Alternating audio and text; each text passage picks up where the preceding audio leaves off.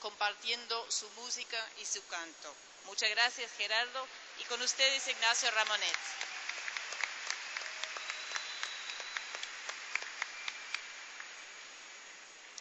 Muy bien, muchas gracias, Beverly. Y quiero también agradecerle al Foro Social Mundial de haberme invitado a este panel sobre medios de comunicación y globalización.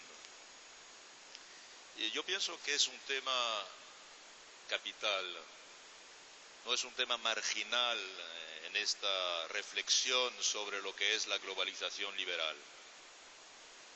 Es un tema capital porque los medios de comunicación durante bastante tiempo fueron un recurso de los ciudadanos frente a los abusos del poder. Durante mucho tiempo en los países democráticos se estimaba que los poderes tradicionales, poder legislativo, poder ejecutivo y hasta el poder judicial, podían cometer abusos. No hablamos de los países autoritarios o dictatoriales, sino en los países democráticos los poderes podían cometer abusos, condenar a un inocente, votar leyes discriminatorias o tomar decisiones por parte del Ejecutivo que también podían sancionar a una parte de la sociedad. Los medios de comunicación en ese contexto tienen el deber, tanto como el deber, de denunciar esos abusos. Por eso, como saben ustedes, durante mucho tiempo se habló del cuarto poder. Es decir, el cuarto poder era un contrapoder. El cuarto poder era el poder que tenían los ciudadanos para oponerse a decisiones que podían ser inicuas, podían ser agresivas contra algunos ciudadanos. Yo creo que desde la globalización se ha desarrollado, digamos desde hace unos 10, 15 años, ese cuarto poder ya no tiene esa función. Lo que hemos descubierto a medida que hemos analizado la globalización, a medida que hemos estudiado de qué manera hoy día un capitalismo nuevo se ha establecido, un capitalismo que ya no es un capitalismo industrial, sino que es un capitalismo financiero, un capitalismo de la especulación. En esta fase de la globalización en la que el poder esencialmente lo tienen unos grupos económicos importantes, en el que, como decimos, en definitiva, el debate se reduce a enfrentamientos frontales entre el mercado y la sociedad, entre lo privado y lo público, entre lo individual y lo colectivo, entre el egoísmo y la solidaridad. En esa filosofía de la globalización, las empresas tienen ahora un papel más importante, a veces las empresas globales tienen ahora un papel más importante que muchos gobiernos o que muchos estados. Esas empresas y esos empresarios que son los que se reúnen en Davos precisamente, donde están los amos del mundo.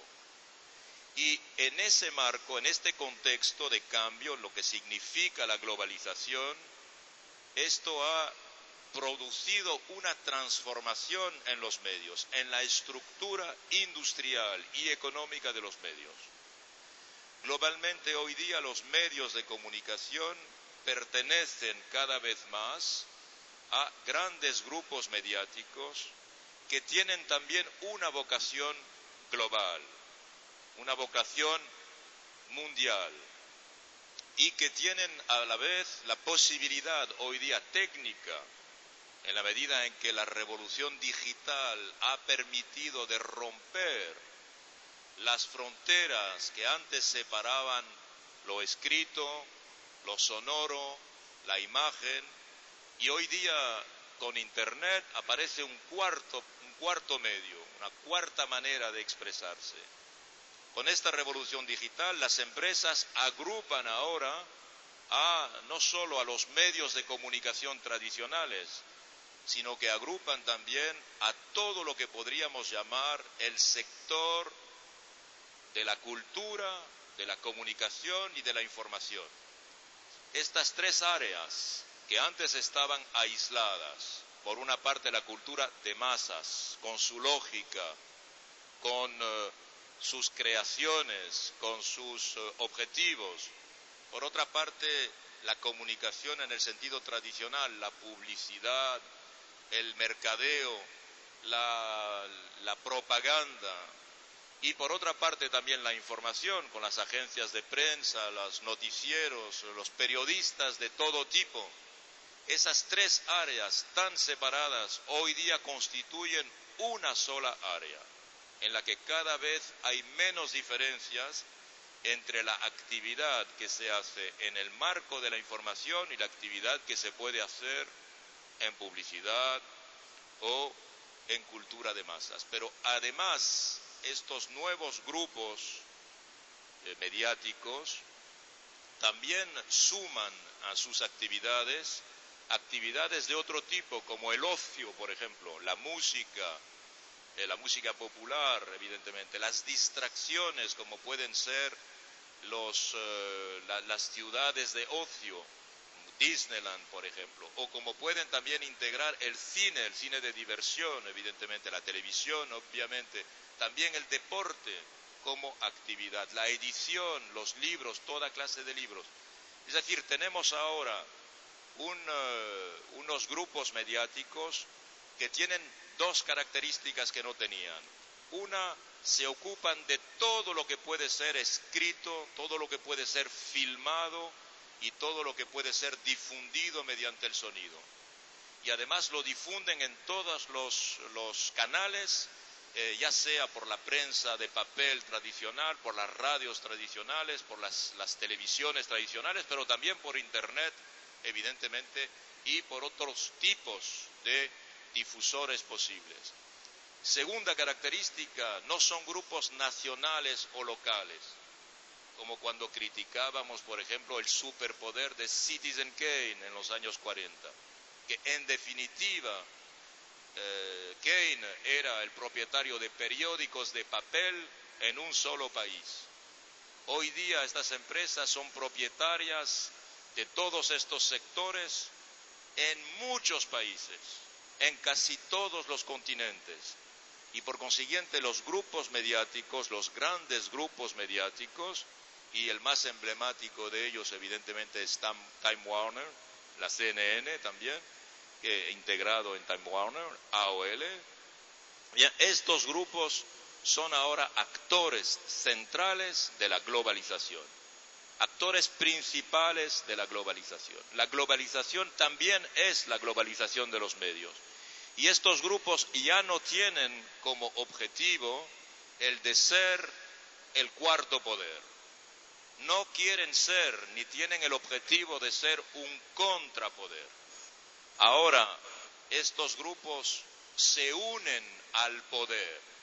Es decir, son un cuarto poder en el sentido de que este cuarto poder se suma a los otros poderes para oprimir a los ciudadanos.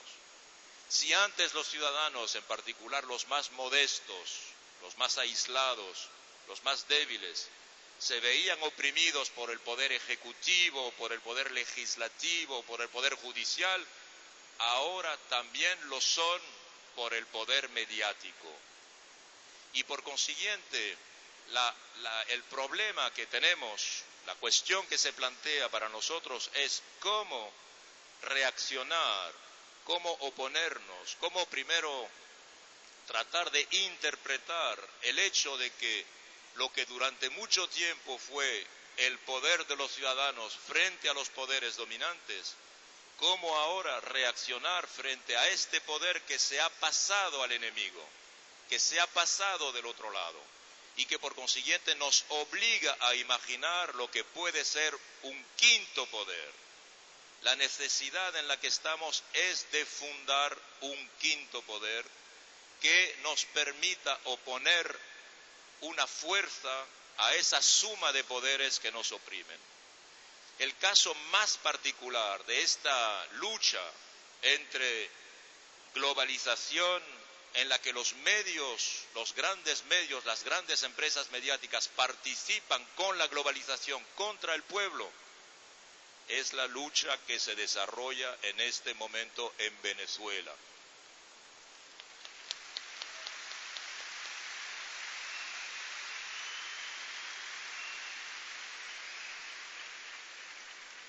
En Venezuela, donde la oposición política fue barrida en elecciones libres y democráticas, donde la oposición política fue totalmente apartada del poder legítimamente, los medios se han erigido en poder antipopular, se han erigido como poder, como dirección de la oposición. Venezuela es un caso de laboratorio en el que vemos cómo los grandes medios, no nos olvidemos que uno de los grupos mediáticos más importantes de las Américas, el grupo Cisneros, es el que dirige la oposición central contra el presidente Chávez y contra la política popular de reforma social que está llevando a cabo el presidente Chávez. Es decir, los grupos intervienen ahora como un poder, abiertamente asumen su función de poder, no de poder mediático, sino de poder ideológico que trata de establecer un puente con un poder político que trata de contener las reivindicaciones populares. El ejemplo de Venezuela, todos sabemos esta batalla que Chávez está librando, que le impide gobernar como él quisiera, que le impide realizar las reformas que él quisiera. Esta obstaculización al resultado de una elección totalmente democrática es lo que mañana puede pasar en Ecuador y en Brasil. Y por consiguiente hay que estar alerta, amigos.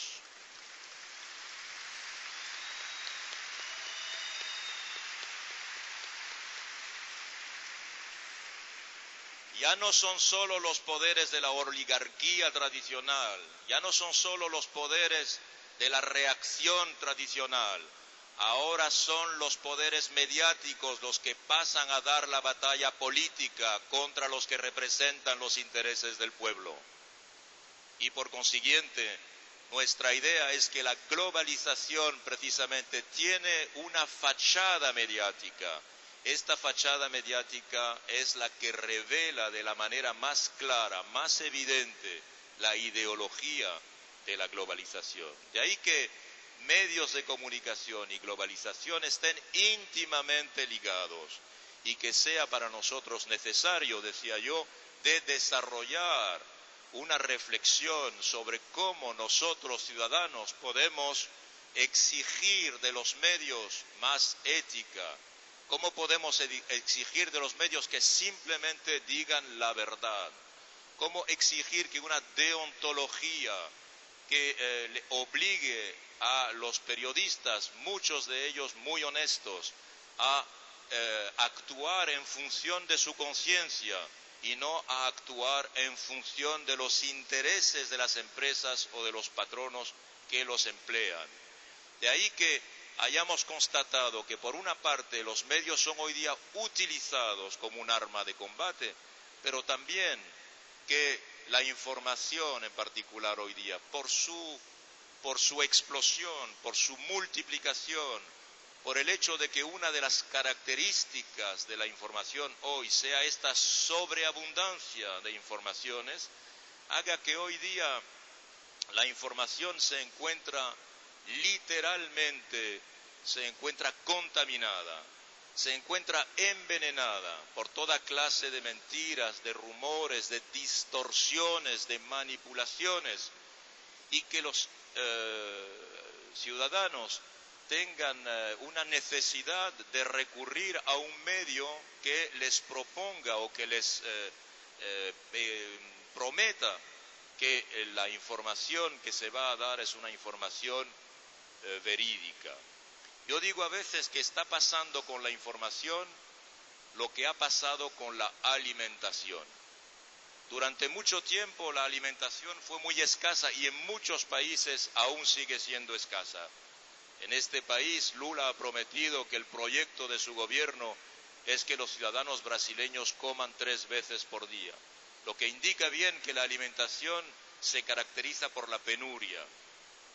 Pero en otros países también se ha caracterizado por la penuria durante mucho tiempo, en países hoy desarrollados.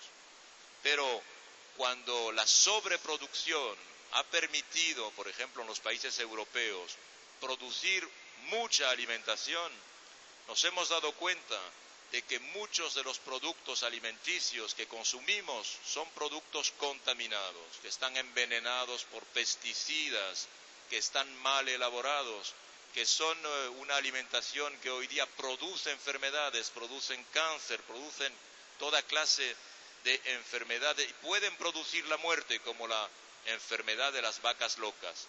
Es decir que en algunos momentos nos podemos morir de hambre, en otros momentos nos podemos morir por comer alimentación contaminada. Bien, con la información ocurre lo mismo. Tradicionalmente la información ha sido muy escasa. Frecuentemente no había, en las dictaduras no hay una información, solo la información del poder.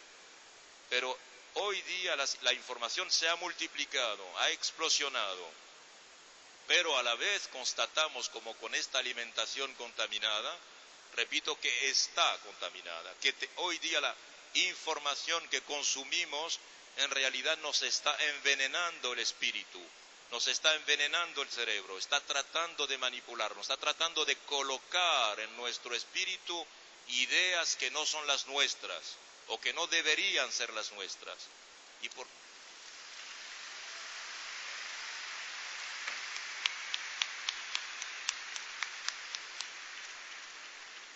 consiguiente es necesario elaborar lo que yo llamo una ecología de la información. Hay que limpiar esa información. Los ciudadanos deben hoy saber que deben movilizarse para exigir que los medios que pertenecen en particular a esos grandes grupos, hay que exigirles que tengan un respeto elemental de la verdad, que eso constituye la legitimidad de la información.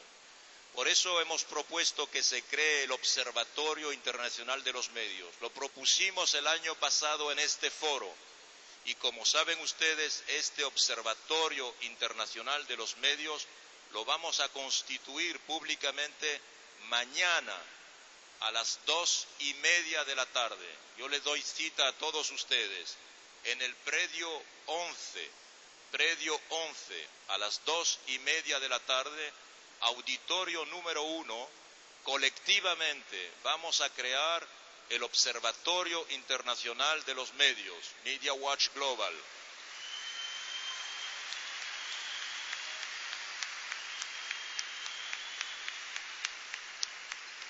De este foro va a salir un arma que van a tener ahora los ciudadanos para poder oponerse al superpoder de los medios. Tenemos que obtener que los medios a partir de ahora nos tengan miedo, que a partir de ahora recapaciten, que sepan que efectivamente si ellos pertenecen a la globalización liberal, nosotros pertenecemos al movimiento social mundial.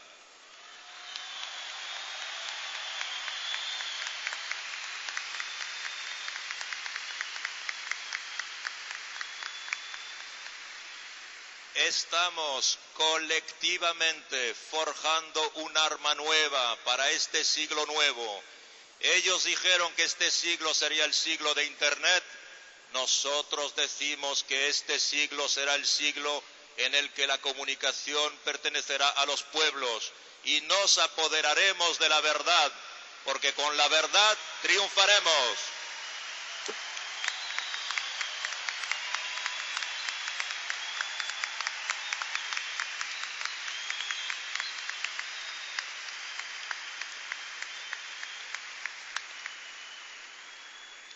Muchas gracias, Ignacio, por esa introducción. Tenemos ya puesto el desafío, una propuesta concreta, crear ese quinto poder. Está en nuestras manos. Y yo creo que siguiendo con Sally, vamos a seguir viendo cómo nuestra agenda, la agenda social,